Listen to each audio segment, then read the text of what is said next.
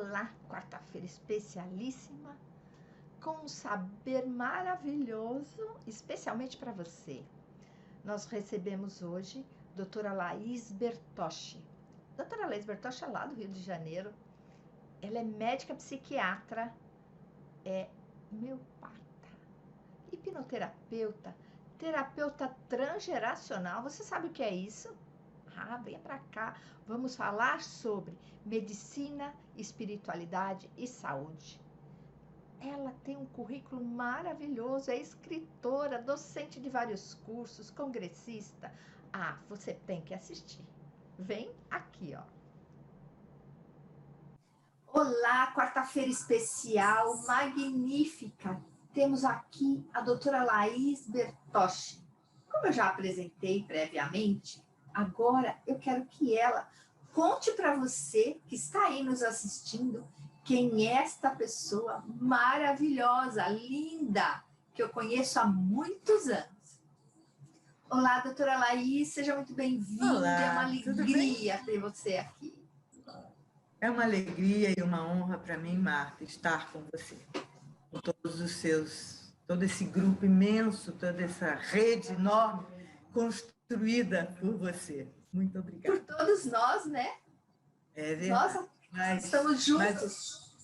Tem pessoas que vão traçando e juntando os fiozinhos. Você é uma dessas pessoas que vão fazendo essa rede e laçando os nozinhos, né?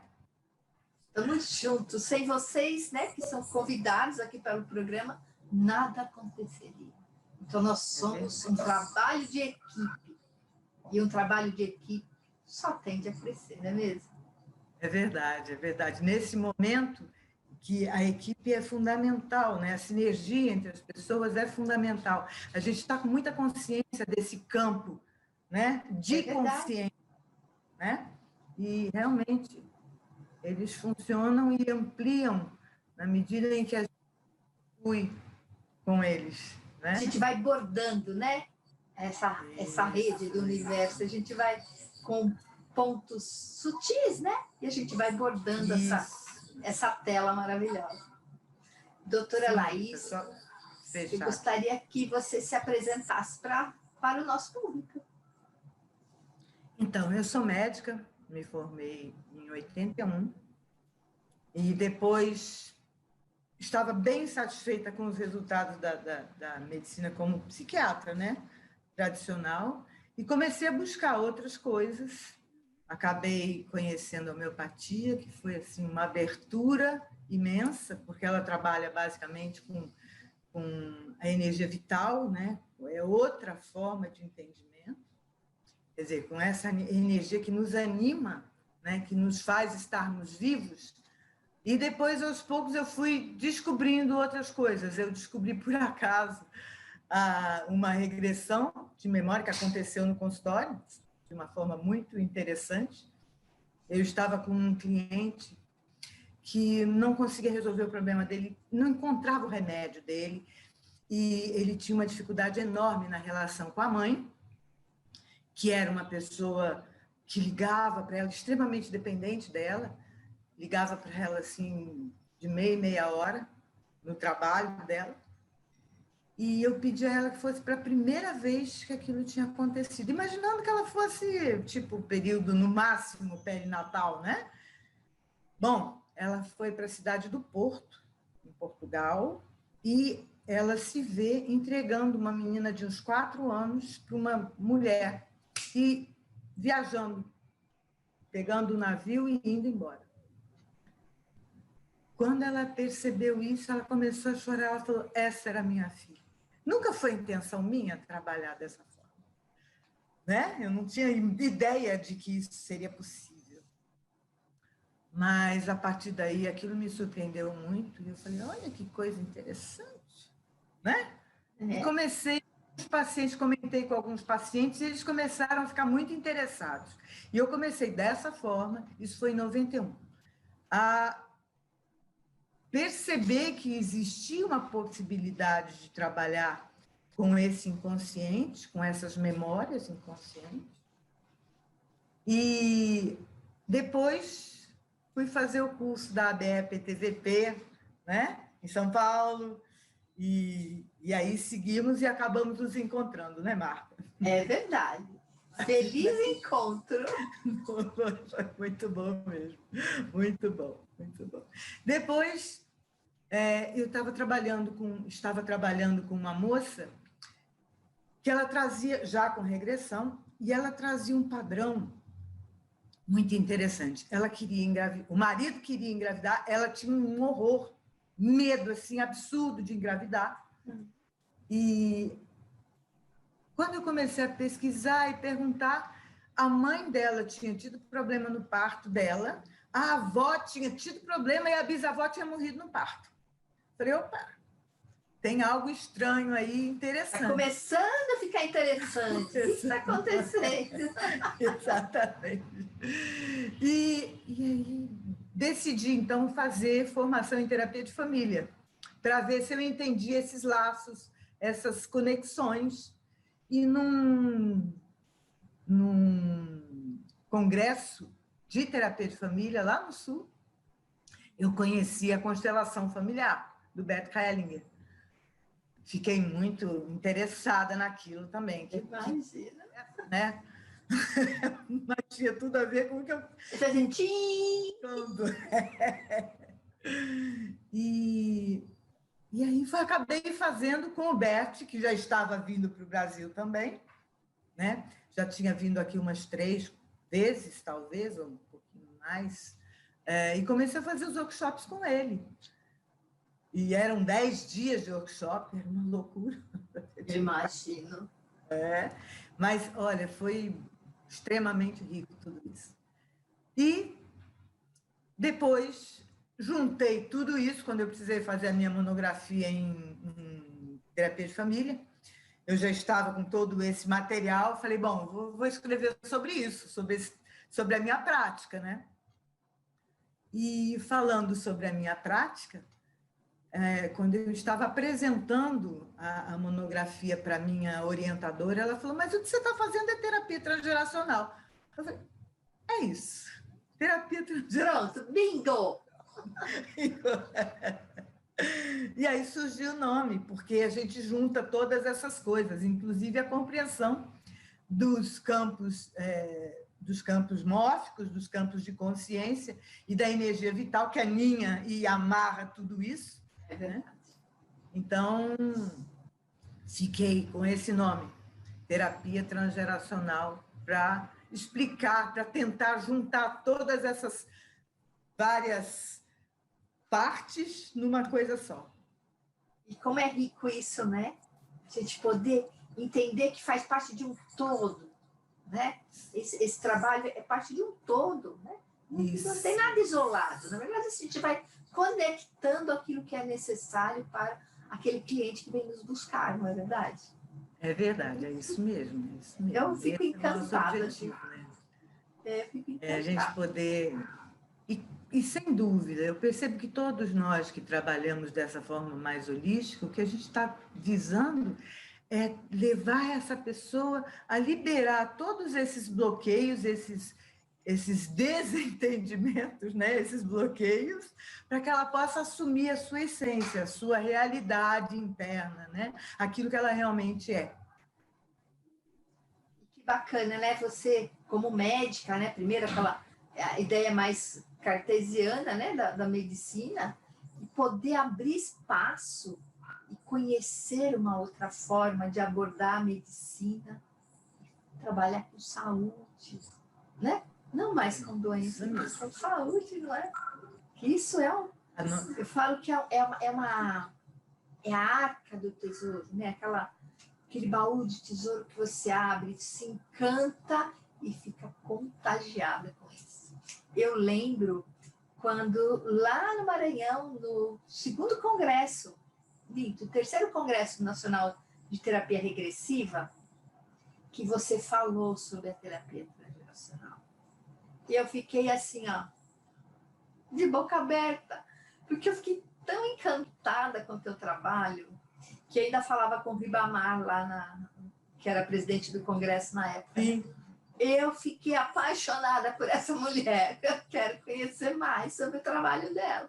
e depois nos encontramos no Rio, né, num outro congresso, e fomos nos encontrando, e eu tenho muita gratidão por tudo que você faz pelas pessoas, né, com seus colegas, quanta abertura, quanta disponibilidade você tem de troca, né? E isso é muito rico, muito, muito rico. Marta, eu acho que a gente, quer dizer, todos nós que estamos buscando essa percepção maior e que nos sentimos ligados a tudo, né? Na realidade, a gente se sente mesmo, né? Eu acho que a gente vai captando e canalizando, né? Como você. Vem a ideia, e aí você capta e é capaz de canalizar e formar esse grupo e ampliar e ir trazendo esse entendimento e essas informações para um grupo cada vez maior. Acho que essa é a nossa tarefa aqui, né? É verdade, eu acredito nisso. Não é pessoal, eu acho. A gente faz aquilo que deve ser feito, simplesmente. Exatamente, é o que deve ser feito, né? É o necessário. É aquilo que isso. Está ali, está gritando, pedindo. Né? Isso. E nós estamos num momento tão ímpar, né? De afastamento, né? Presencial, mas de uma conexão tão forte, né? Com o propósito de gerar saúde, alegria, boa vontade. E isso é que me motivou, Laís, a fazer esse tipo de trabalho. É uma necessidade mesmo de estar e falar para o outro que existem inúmeros recursos para ele, onde quer que ele esteja, né? Que existem pessoas maravilhosas no mundo que estão lá colaborando, contribuindo com o seu saber, com a sua alegria, com a sua boa vontade. Eu acho que isso é o que mais me move dentro desse processo, desse programa que a gente começou sem nenhuma pretensão e começou a crescer, né? E isso me dá mais alegria ainda de poder contar com pessoas maravilhosas.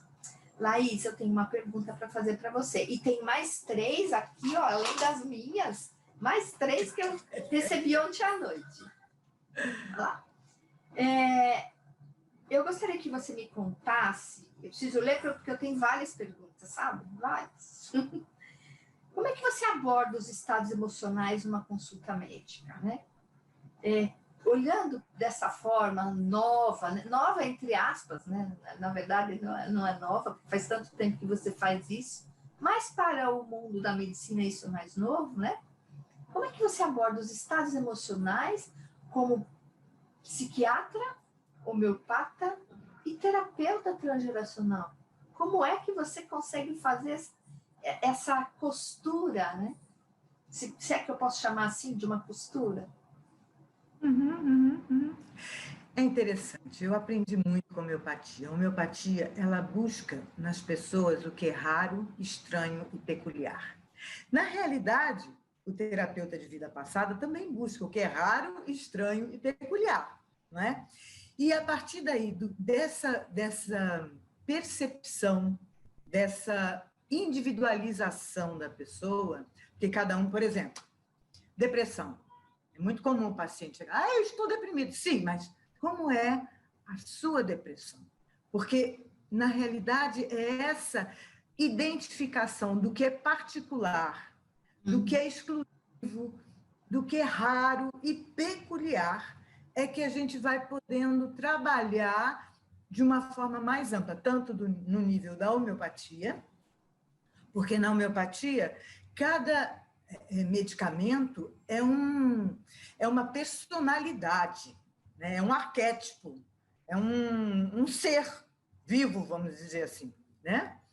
E a gente, para encontrar o medicamento da pessoa, a gente tem que compreender exatamente as nuances de cada um para poder dar o medicamento adequado àquela pessoa. A gente tem mais de 5.000 remédios, né? Nossa, é bastante, né? E em tudo, a gente tem remédio de planta, remédio mineral, remédio de animal, né? É muito interessante. E cada um tem uma riqueza. Da mesma forma, a gente começa a observar que as pessoas têm uma particularidade. E a partir dessa particularidade é que a gente vai ouvir o sintoma. né? É que a gente identifica o sofrimento e esses estados emocionais, né? Então, não me interessa muito saber se a pessoa está... eu estou triste, sim, mas o que te deixa triste? Né? Como é a sua tristeza? Onde você sente essa tristeza no seu corpo? E isso é o que nos interessa. Por quê? Para a homeopatia, isso é fundamental, ter essa individualização. E para o nosso trabalho, como terapeuta de vida passada, como consteladora, como terapeuta transgeracional, é fundamental que a gente chegue ao ponto exato do sofrimento daquela pessoa. Porque é aí que está a memória, né? Aí é que está justamente se a gente entrar por esse caminho específico, a gente vai encontrar o que aconteceu com ela, a base do sofrimento dela, né? Do contrário... É praticamente uma biografia, né? Exato, a biografia. E por isso, aquilo que se repete ao longo do tempo, né? Aquilo que é riqueza daquela pessoa, que individualiza aquela pessoa, né? Que o torna diferente de todos os outros. Únicos, né? Somos únicos. Oi? Somos únicos. Exato, somos únicos, somos humanos, e aí pertencemos a essa grande família humana, mas cada um tem um tom particular, né? E esse tom particular, que faz com que a nossa melodia seja completamente diferente de todas as outras melodias. Exatamente. Né? É exatamente isso. E isso que torna a vida magnífica, né? Cheia de surpresas, né? E as pessoas têm, às vezes, mania de dizer assim, a vida é muito pesada, né? Ou, então, tô com depressão, tô com ansiedade, tô com pânico. Mas, às vezes, as pessoas usam clichês, né? Porque, assim, isso é um rótulo que ela pegou e achou que parece com aquilo, mas saber exatamente o que é a coisa mais importante. E por isso que eu acho fascinante você, como médica psiquiatra, trazer essa abordagem, né? Que rica é a experiência de você poder olhar para o outro e falar assim, essa é a sua história. É, isso mesmo. Você funciona dessa forma. Não é um rótulo, na verdade, né? É um funcionamento. Eu tenho mais uma pergunta, pode ser? Pode ser, claro. Então, lá. A medicina hoje deu abertura, né, no mundo acadêmico para a espiritualidade. Alguns profissionais têm abordado isso no seu consultório, né, outros ainda muito tímidos, mas se a gente vê que tem um movimento para isso, né? Como Laís, que você aborda, assim, como é que você chega nesse ponto? Olha, vamos falar de espiritualidade agora. De que maneira? Seus clientes se assustam? Como é? Na verdade, todos nós somos seres espirituais, né? Só que nós, muitas vezes, não sabemos disso. Vivemos tão dentro das caixinhas, né? tão reduzidos e numa vida tão empobrecida, tão sem sentido. Eu tenho pego muitos pacientes, principalmente os jovens, que têm vindo a mim, e com uma falta de sentido para a vida. Por quê? Na nossa sociedade atual, você destituiu qualquer valor, né? Você pode tudo, né? Entre aspas, e você continua insatisfeito, porque na realidade não são as coisas que você faz, mas é como internamente, a motivação que você traz ao fazer essas coisas, né? E o que falta é motivação, é sentido. E eu percebo como é grande o sofrimento dessas pessoas. Então, o que a gente pode, aos pouquinhos, ajudá-las a elaborar o que faz com que elas sejam únicas, o que faz com que elas sejam absolutamente elas mesmas, e dissolver exatamente o que você estava comentando, esses arquétipos, essas estruturas rígidas daquilo que acreditamos ou que os outros acreditam que nós sejamos, né? Porque me parece que a gente entra nas caixinhas e fica, sem questionar, né? Então, tem uma imagem muito bacana, é uma imagem até bem conhecida. É uma imagem que já vem mais ou menos século XVI, XVII, mas é um homem que está dentro de um globo e que ele abre, descortina o mundo espiritual. Ele como que sai, né? Ele sai do céu da Terra e abre para uma nova dimensão. É exatamente isso, porque essa dimensão está dentro da gente, né, Marta? Só que nós não estamos habituados a lidar com ela. Na medida em que a gente vai se aprofundando nesse autoconhecimento, naturalmente a gente vai encontrando esse ser que somos. E certamente é muito agradável e rico essa descoberta, né? A descoberta de saber quem você é. Que não tem como, toda terapia, em última análise, quando a gente está limpando esses campos de memória, a gente acaba se apropriando daquilo que nós realmente somos. E a vida fica mais fácil, né? Mais alegre, mais feliz, mais harmoniosa, né? Porque você está mais harmonioso, você está mais conectado. Eu tenho feito um convite constante para as pessoas, né? Participarem da vida com alegria, né? E a alegria não é ausência de tristeza. A alegria é um estado, né? Eu posso ficar triste, mas eu tenho alegria, eu posso ser feliz mesmo ficando triste, né? Parece um paradoxo, mas assim, existe essa possibilidade quando a gente encontra um ponto de equilíbrio lá dentro, né? Viver a alegria, viver a tristeza, tudo faz parte da nossa natureza. Mas quando a gente foca em buscar ser o nosso ser real, a gente fica mais focado na alegria, na boa vontade, não é? E ser feliz. E é possível. E é isso que eu acho bárbaro, que é possível. É uma decisão, claro. Né? Isso é fato. Claro. É uma decisão. Agora, o que acontece também, né, Marta, é que hoje nós queremos ser felizes a todo custo. Então, a gente tem um monte de pílulas de felicidade, né? Antidepressivos, tem calmantes, né? Tudo para a gente ficar felizinho. Mas tem um preço isso, porque, na realidade, você não resolve o problema. Exato. Então, você está jogando o seu problema cada vez para um nível mais profundo. E é claro que, num determinado momento, como um vulcão, isso vem à tona. E a gente não aprendeu a lidar com essa frustração, a gente não aprendeu a lidar com as dificuldades emocionais, a gente simplesmente foi passando por elas, né? Então, a gente está numa sociedade... Quer dizer, eu creio que hoje é mais difícil a gente encontrar essa alegria justamente porque nós fomos nos anestesiando com tantos remédios, com tantas... Até o fato de você querer cada vez mais agitação, né? Vida externa, estou cada vez mais para fora. E a gente vai fugindo da gente mesmo, né? Hoje é muito difícil. Por que está tão difícil nesse tempo de pandemia estar em casa consigo mesmo? É verdade.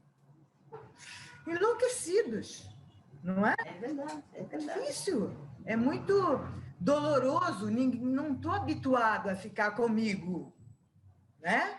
Eu estou com os outros, eu estou sempre agindo, que é uma forma de...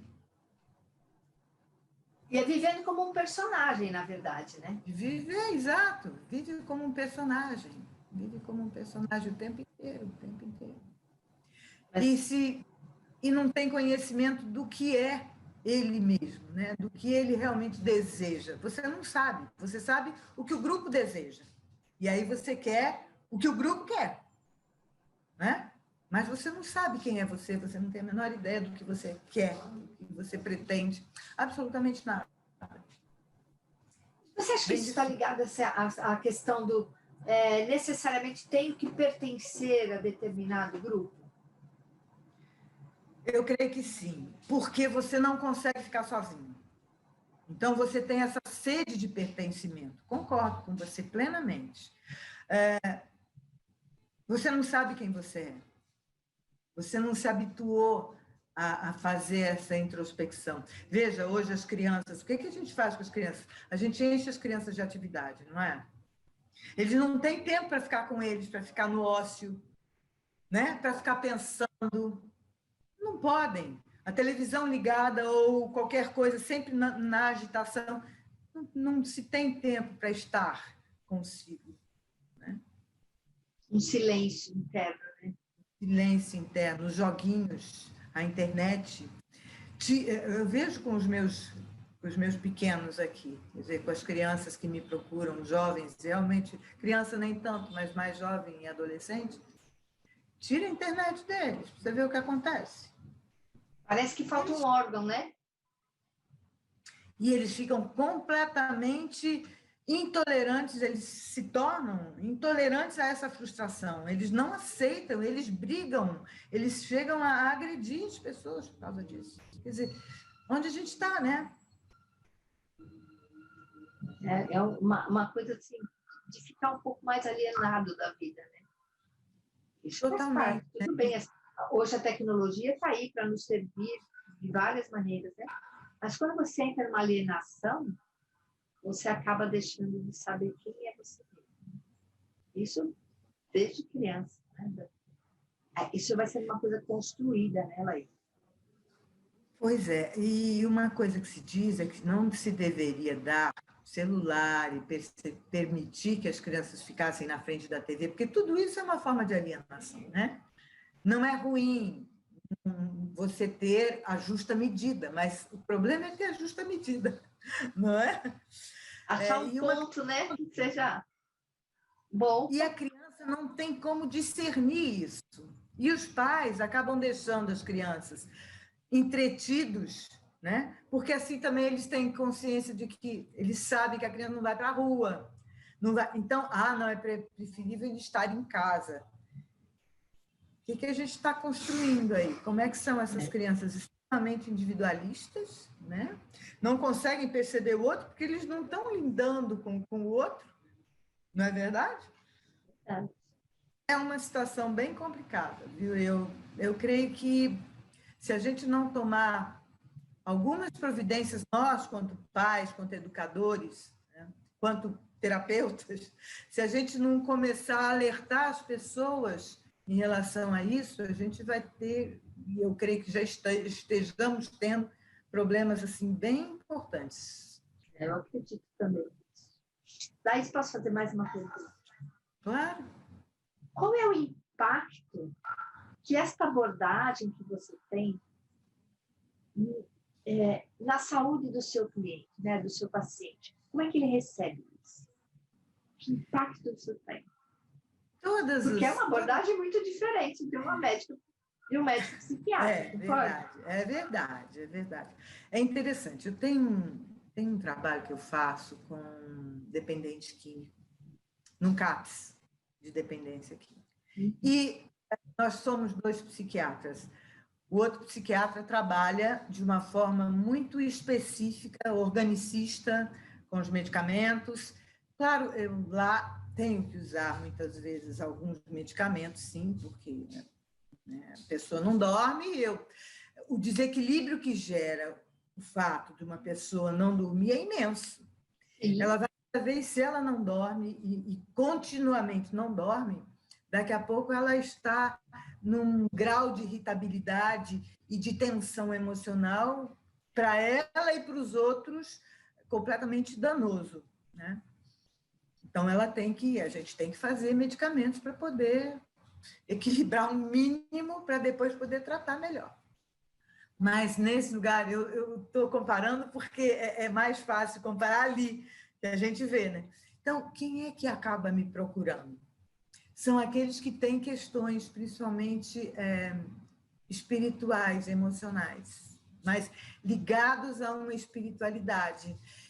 Eles, de alguma forma, sabem que comigo eles podem abordar determinadas questões, por exemplo, dizer, eu ouço vozes, eu vejo coisas, tem gente me mandando fazer coisas, né? E, doutor, eu queria que a senhora me ajudasse nisso. Ele não quer se tratar simplesmente com um neuroléptico que vai impedir que ele perceba, mas ele, em compensação, ele não trabalha essas questões. E aí, eu falo, em primeiro lugar, que é da natureza dele. Né? Todas essas questões tão ligadas à espiritualidade, né? A essa conexão entre o mundo físico e o mundo espiritual, que eu acho que as próprias memórias estão aí, né? Como essas vidas passadas, esses pseudo-obsessores, que não são obsessores reais, porque não são outras almas, mas a mesma alma, o mesmo ator, com outros personagens, né? Então, entender esse processo de conexão entre você e esses personagens passados, entre você e essas energias intrusas, esses personagens intrusos no seu campo de consciência, na medida em que você vai liberando isso, naturalmente a pessoa vai se sentindo, vai expressando aquilo que ela é, vai deixando que a sua consciência plena, a sua vitalidade, a sua alegria, a sua harmonia vá se expressando. Porque o que me parece, e eu imagino que você também perceba dessa forma, o que nos impede de ser quem somos são exatamente essas memórias e essas energias que penetram, que se miscuem no nosso campo de consciência, na nossa mente, né, que é um campo também, a mente é um campo, e que vão perturbando o nosso estar aqui e agora. Só que a gente não identifica que é fora, que não é algo pessoal. E a gente identifica como se fosse. E é isso que gera tanta confusão. Então, muitos dos casos de esquizofrenia, de bipolaridade, eles estão ligados, não estou dizendo que todos, mas muitos. Sim, claro.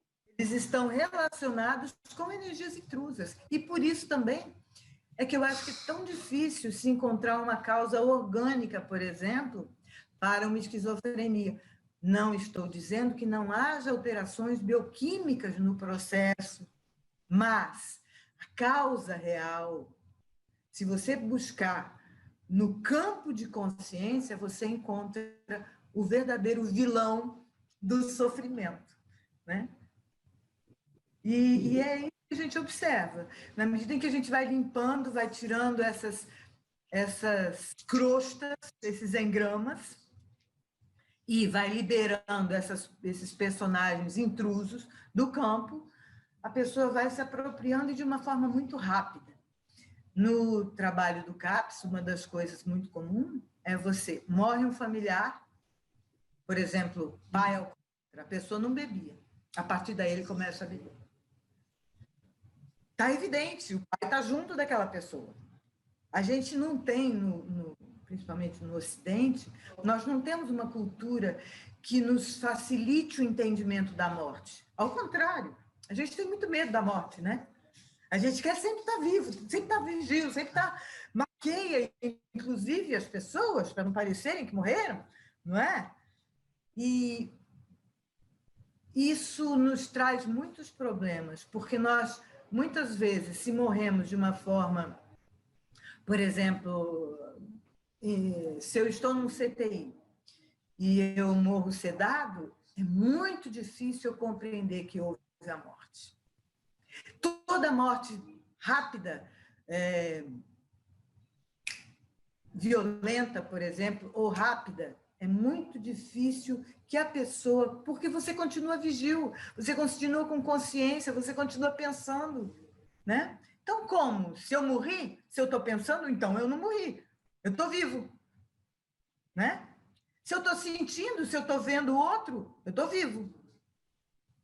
E não é uma verdade, ele morreu fisicamente. O corpo é apenas um instrumento de ação no mundo físico.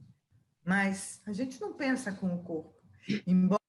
mas e aí o cérebro? Sim, o cérebro é um grande organizador dessas frequências. Tudo é frequência, né? Tudo é onda. Então, o cérebro organiza tanto aquilo que vem, quanto aquilo que nós recebemos. Ele é um sintetizador, né? Consciência rica. Fala. Diga. Eu gostaria de perguntar uma outra coisa. Você usou o termo transgeracional, né? Você pode contar um pouquinho mais sobre o que é transgeracional? Porque me parece, né, que tudo isso está envolvido. Mas você pode me contar assim, o que é especificamente a palavra transgeracional, né? E o sistema de trabalho? Como isso acontece? Então, a transgeracional, ela fala dessa transgeracionalidade que fala desses antepassados familiares e também desses antepassados, vamos dizer assim, de vidas passadas, das nossas várias vidas até chegar ao momento atual. A alma é uma única, a alma imortal, eu chamo de ator. Como nós também só temos uma vida, você, eu, cada um de nós, personagem, só tem uma vida. Mas, para que o nosso processo evolutivo pudesse acontecer, nós precisamos de várias experiências. Nós, não sou eu personagem, nem você, Marta, Sim, personagem. claro. Mas a alma imortal, esse ator, ele vem várias e várias e várias vezes ao mundo físico e constrói personagens a cada vez. É como se fosse assim, um ator mesmo, e por isso que eu gosto dessa analogia, ele vai construir a cada temporada, a cada nova novela, a cada nova peça teatral, a cada novo filme, um novo personagem. O ator é o mesmo, mas a cada história, né, a cada conto, ele vai se mostrar de uma forma diferente. Pode vir como homem, mulher, etc. Né? É um protagonista, né? Então, essa transgeracionalidade fala dessas múltiplas vidas, desses múltiplos personagens que vivemos, e também fala dessa herança que nós trazemos dos nossos ancestrais, porque nós trazemos. Quando nós mergulhamos numa família, nós recebemos por ressonância, quer dizer, não é tudo que a gente recebe, mas por ressonância, por identificação energética, vamos dizer assim, né? Por sintonia vibratória, aquilo que nós precisamos trabalhar nessa vida. Então, aquilo que os nossos pais, por exemplo, Mozart, ele começou a tocar piano com 3 anos de idade, né? Talvez até antes, mas a sua primeira composição foi aos 3 anos. Mas ele nasceu numa família de músicos. Não eram famosos, mas eram músicos. Por quê? Porque é necessário que ele tenha uma estrutura, se ele veio desenvolver um trabalho com música, que ele tenha uma estrutura física que possibilite que ele desenvolva o seu trabalho e um ouvido musical, uma estrutura tanto ambiental quanto do próprio corpo, né? Quanto do próprio campo de consciência que ele está mergulhando, tem que ter algumas facilidades para que ele possa ser um Mozart, né? Verdade. Então, a gente já ouviu falar de algumas crianças, por exemplo, que sabem e que têm uma facilidade para matemática, por exemplo. Alguém da família tem facilidade para matemática. Ele não nasce do nada, né? Ele vai buscar aquela estrutura que facilite desenvolver aquilo que ele necessita, as suas virtudes, né? Olha isso. Traz também virtudes de vidas passadas, quer dizer, a gente traz e a família nos ajuda, como também as dificuldades. Aquela história que eu estava falando da mãe, da bisavó que morreu no parto, a avó teve problema no parto, a mãe teve problema no parto, a filha com medo de ter do parto também, né? De engravidar, porque ela teria, o neném teria que nascer. E a gente trabalhou toda essa geração, começando pela bisavó, e você vai limpando. Porque quando a gente busca a raiz do problema, a origem do problema, a gente vai limpando essas memórias até chegar ao momento atual. Né? Então, transgeracional por isso. Ah, Quer eu dizer, Laís, eu sempre procuro ouvir algumas pessoas quando eu lanço um tema e eu tenho feito isso, tem sido muito bom. Então, eu conto para a pessoa assim, olha, eu vou fazer um programa assim.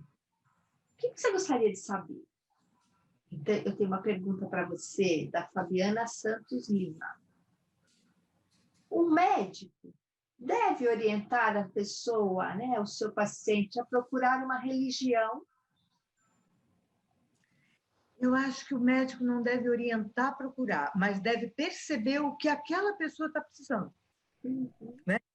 E dentro daquilo que ela está precisando, e muitas vezes, como eu falei, muitas vezes a gente tem uma busca de sentido, só que a pessoa não percebeu que ela está buscando um sentido para a sua vida. Né? Ela pode não ter percebido que o que ela está carente é dela mesma. Então, dentro desse processo, a gente vai sugerindo, né, que ele possa encontrar um caminho. Mas eu acho que a gente não tem, não deveria dizer, olha, faça isso ou faça aquilo, mas compreender o que aquela pessoa necessita, e aí sim, talvez a gente possa, se a gente conhece uma gama maior de estruturas, porque o que é religião? Religião significa religare. Religare o quê? Religar você à sua essência. Na verdade, é só isso. Agora, você tem várias formas de fazer isso. Você pode ter, por exemplo, uma religião ligada ao cristianismo. Você pode ter outra religião ligada ao budismo. Ou outra, enfim. Ou simplesmente estudar teosofia, né? Você tem N maneiras de religar-se e buscar essa inteireza, porque o homem e a Organização Mundial de Saúde já reconhece isso, né? Sim. Saúde é um bem-estar físico, emocional, mental e espiritual. Então,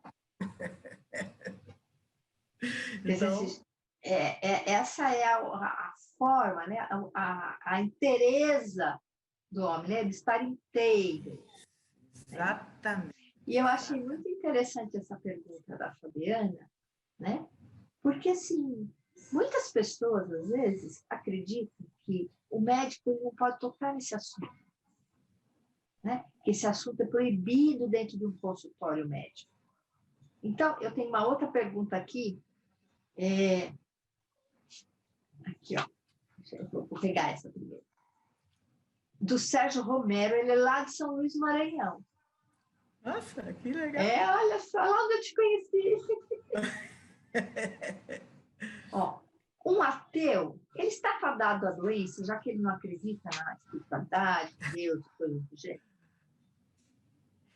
É interessantíssima essa pergunta. Eu achei muito forte. Não é? E olha só, muitos ateus estão mais conectados com ele mesmo, né?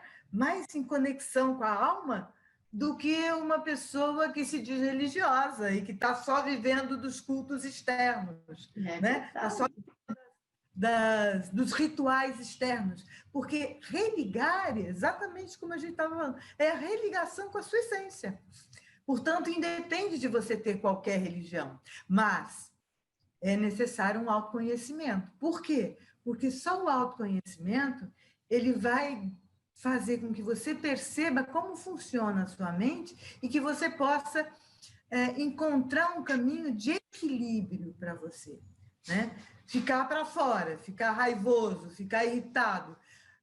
Yogananda, que é um mestre espiritual, ele diz que a raiva ela superaquece as válvulas do coração.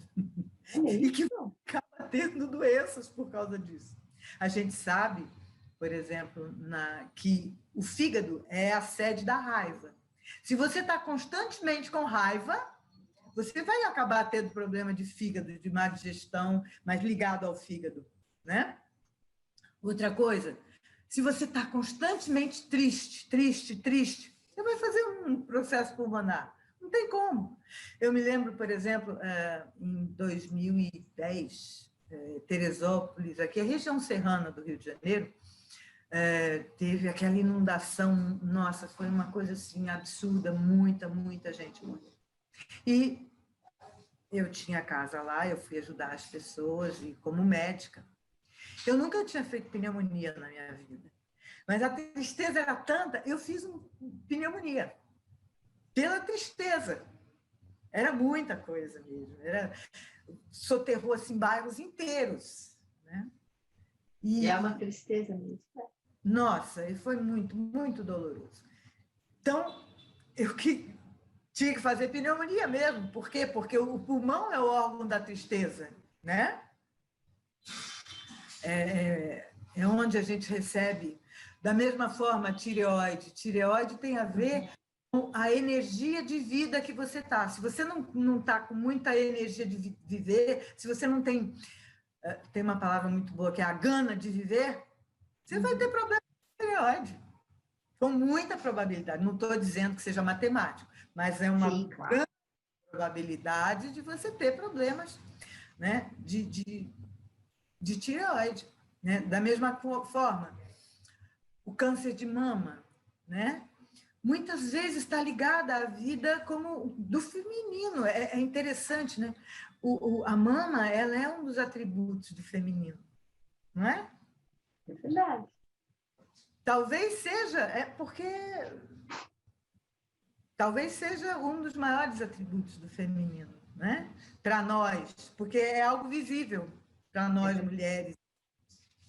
Então, se há algo que fere esse feminino, muito provavelmente se você pode ter alguma complicação a nível de mama. Não estou dizendo que você vai ter, mas é mais possível, se você for adoecer, que você tenha algo naquilo que é mais feminino, que é na mama.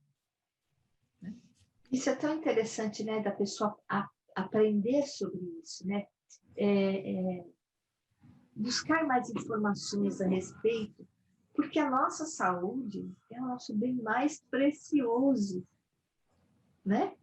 Que a nossa saúde, quando fala saúde, a gente fala de uma forma geral, não é uma coisa. Sim. A gente não é separado. A gente separa didaticamente, mas a gente não é separado, né? Então, essa saúde, ela é um todo. E aí eu tenho mais uma pergunta aqui, porque esse tema foi bem, cutucou muita gente. Que bom! O Edivaldo Cruz é aí do Rio de Janeiro. Aí ele fala assim, o que é importante numa abordagem da espiritualidade numa consulta? Me parece, sabe, Edivaldo, que a gente vai abordar primeiro a pessoa como um todo. Vai perceber onde está o núcleo de sofrimento, ou os núcleos de sofrimento dela. E aí a gente vai abordar a partir dessa necessidade, e não ao contrário.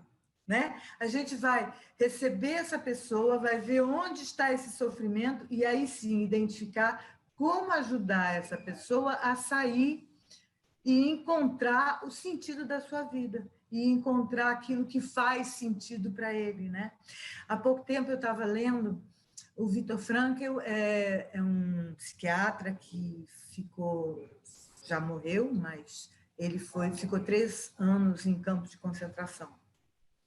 E ele percebeu o seguinte, que as pessoas que morriam eram aquelas para quem a vida não tinha nenhum sentido.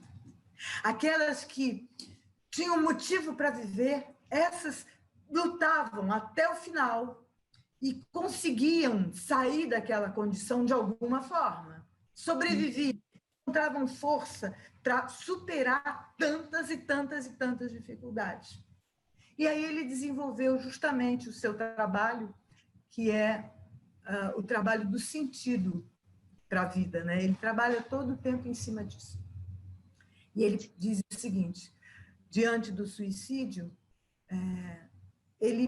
a pessoa geralmente diz, minha vida não tem sentido. e ele pergunta, mas e qual é o sentido da sua vida para a vida? Quer dizer, o que você está fazendo aqui como ser único? O que você está fazendo aqui para a vida? Por que a vida te colocou no mundo? Né? Alguma coisa você tem que fazer. E às vezes é você olhar para aquela criança, você ter uma criança, às vezes é você cuidar de um neto, às vezes é você fazer o melhor bolinho de aipim possível, né? Às vezes é ser terapeuta, às vezes é você aprender a lidar com o dinheiro do outro. Enfim, são N possibilidades, né? Às vezes é simplesmente... A minha mãe, ela tem casa em Teresópolis até hoje, mas ela vinha de Teresópolis e descia para o Rio todo final de semana. No domingo, à tarde, à noite, ela voltava para o Rio de Janeiro. E ela tinha um terreno muito grande com empátiens. Empátiens é uma florzinha muito delicada, bonitinha mesmo, mas é muito rasteirinha e simples, né? E ela espalha com muita rapidez aquilo. E ela colhia sementes de empátiens, embrulhava em guardanapo e ia jogando na estrada. Olha que linda!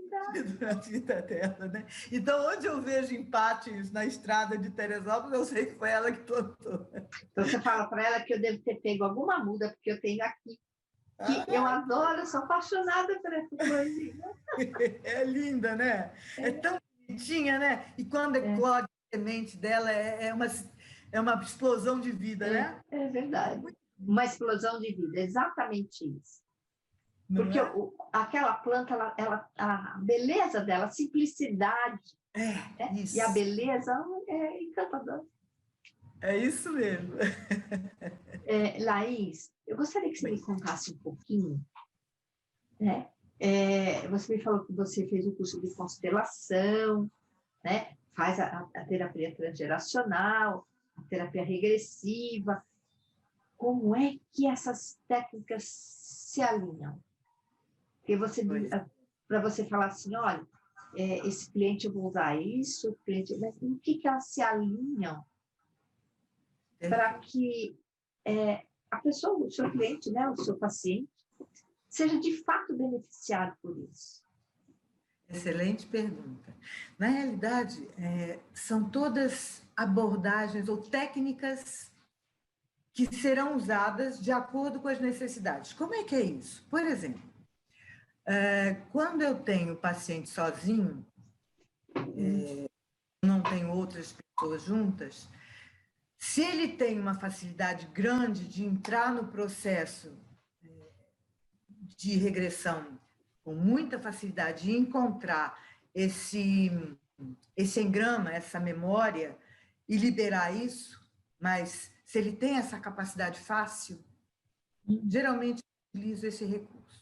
Quando ele tem um pouco de dificuldade ou quando ele traz muitos elementos, eu geralmente trabalho com constelação, mas com papel, se eu estou só com ele. Eu trabalho com papel, coloco os papéis no chão, eu não deixo isso, os meus alunos, a princípio, reclamavam muito. Mas você não deixa a gente fazer os desenhos? Eu falei, não, deixa eu fazer o desenho para você, porque você não sabe o que é. Então, coloco no chão, né, peço para ele colocar no chão, faço os desenhos, faço a seta indicando a direção do olhar, desenho qualquer, rápido, aquilo que me vem à mente. Marta, tá, faço um rabisco qualquer, nada muito elaborado. Eu tenho bastante giz de cera aqui, eu uso giz de cera para isso. E faço a seta na direção do olhar. Faço quantos forem os elementos do seu sistema, daquele que você estiver trabalhando naquele momento. Toda vez que eu trabalho com o sistema, eu uso esse recurso, tá? Claro, você vai me dizer, Laís, tudo é um sistema. Tudo que tem relação de uma pessoa com outra, ou dela com ela mesma, eu e meu corpo, é um sistema. Eu e a minha mente, é um sistema, eu e meu trabalho, etc. Tá, ok. Só que tem coisas que tem muitos elementos, e aí fica mais difícil eu trabalhar individualmente só com a pessoa em transe, né? No estado de transe ampliado, mais um transe, eu ia dizer, consciente, mas... Então, eu coloco no chão esses elementos e peço para Coloco? Não. Eu desenho, dou para ela e ela coloca no chão. E ela fica e vai trocando de lugar e a gente vai observando como ela vai se sentindo em cada um. Ela não sabe quem é. E é muito interessante, muito interessante. Muitas das vezes ela acaba tomando o lugar dela ou aquilo que geralmente é aquilo que ela tem que trabalhar em primeiro lugar, ela vai para aquele lugar mesmo. Aquilo que impede, por exemplo, que o sistema se liberte daquele processo, daquele sofrimento, ela vai direitinho ali e aí manifesta aquele trabalho. E, quando possível, ou quando a pessoa tem muita dificuldade, eu aí peço ajuda geralmente, dos meus alunos, para participarem também. Então, 2, 3 alunas no máximo, e elas aí trabalham a questão do cliente com a constelação. E muitas vezes eu coloco mesmo assim o papel, sabe? Porque elas não sabem quem é quem. E eu acho ótimo que não saibam, porque elas estão livres de preconceito, né?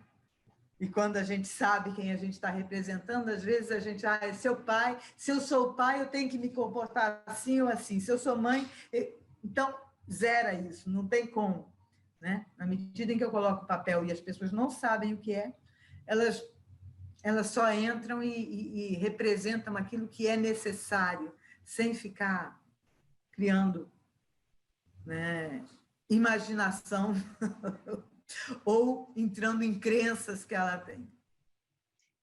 É isso mesmo. Laís, nosso tema é medicina, espiritualidade, saúde. Eu gostaria que você deixasse uma mensagem para nós, né?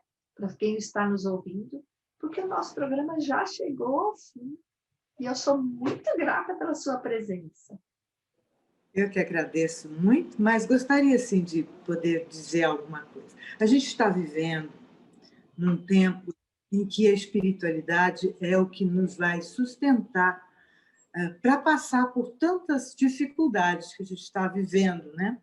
Estamos vivendo um momento realmente assim bastante ímpar da nossa humanidade, da nossa vida no planeta Terra, né?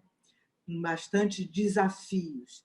E se a gente começar a buscar isso que nos habita, quer dizer, a nossa essência, a gente vai poder encontrar um verdadeiro caminho para que a gente possa viver, passar por essas dificuldades todas com equilíbrio, com harmonia, com saúde, com interesse, mas buscar fora, só na vida física ou só no corpo físico, a gente está deixando a nossa melhor parte de fora.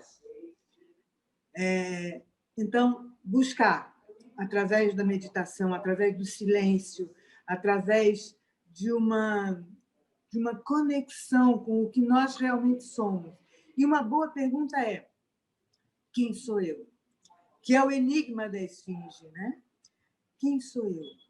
E ir mergulhando nessa pergunta cada vez mais profundamente, até que a gente comece a encontrar algo que não é mais o corpo, que não é mais as emoções, que não é mais o pensamento, mas algo que nos habita e que dá o sentido da nossa existência. Eu agradeço muito, muito a todos. Agradeço demais a você a oportunidade de estarmos juntas, conversando sobre espiritualidade, e que Deus nos abençoe a todos e nos dê muita força, muita gana, muita alegria para superar todas esses embates e esses obstáculos que, na realidade, são caminhos de crescimento para todos nós. Obrigada. Gratidão, Laís. Olha, você que está nos assistindo, isso é um convite, né? Um convite para que você olhe para dentro e você saiba quem você é, que você possa viver no seu momento presente, né? Como a Laís disse lá, o ator vivendo o seu momento presente. Agora, este é o momento de você tomar decisões de olhar para dentro. e descobrir quem você é de fato. Doutora Laís, gratidão imensa. Eu que agradeço. Nós tivemos problemas com a conexão, mas estamos aqui, ó. Tudo deu certo, porque nós temos um propósito firme, não é, Laís? De levar informação para você de qualidade e de uma fonte rica e segura. Gratidão. Até a nossa próxima quarta-feira. Deus abençoe, Laís. E eu sei que você já é abençoada. Beijo no seu coração. E para você que está nos assistindo, o nosso carinho, o nosso beijo no coração também. Fique em paz. Tchau, tchau.